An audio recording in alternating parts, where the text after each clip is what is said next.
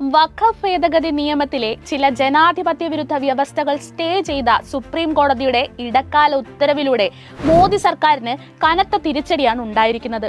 രാജ്യത്തുടനീളം ലക്ഷക്കണക്കിന് ഏക്കറുകളിൽ വ്യാപിച്ചു കിടക്കുന്ന വഖഫ് ആസ്തികൾ കവരാനുള്ള ഗൂഢനീക്കത്തെയാണ് ഉത്തരവിലൂടെ സുപ്രീം കോടതി തടഞ്ഞത്.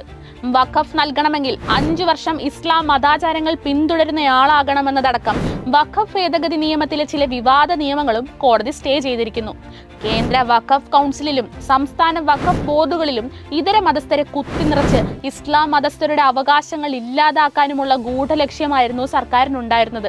ആ നീക്കത്തെ ഒരു പരിധിവരെ തടയിടുന്നതാണ് കോടതി ഇടപെടൽ. തർക്കം ഉന്നയിക്കപ്പെടുന്ന വഖഫ് വസ്തുക്കളുടെ പദവി റദ്ദാക്കാൻ ജില്ലാ കളക്ടർക്ക് അധികാരം നൽകുന്ന വ്യവസ്ഥ ആയുധമാക്കി BJP ഭരിക്കുന്ന സംസ്ഥാനങ്ങളിൽ ജില്ലാ അധികൃതരുടെ നേതൃത്വത്തിൽ വഖഫ് ആസ്തികൾ തർക്കഭൂമിയാക്കി പിടിച്ചടക്കാനുള്ള നീക്കങ്ങൾ തുടങ്ങിയിരുന്നു.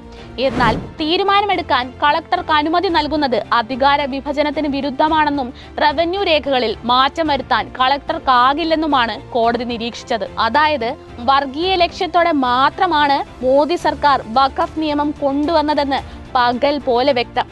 ഓരോ മതവിഭാഗങ്ങൾക്കും സ്വന്തം മതകാര്യങ്ങൾ കൈകാര്യം ചെയ്യാനുള്ള അവകാശങ്ങൾ നൽകുന്ന ഭരണഘടനയുടെ 26-ാം അനുച്ഛേദം അട്ടിമറിച്ച നിയമം വെള്ളത്തിൽ വരച്ച വര പോലെയായിരിക്കുന്നു. രാജ്യത്ത് വർഗീയ വിഭജനം ഉണ്ടാക്കാൻ ശ്രമിക്കുന്ന സംഘപരിവാറിനും BJPക്കുമേറ്റ കനത്ത പ്രഹരമായി സുപ്രീം കോടതിയുടെ ഇടക്കാല വിധി മാറിയിരിക്കുന്നു.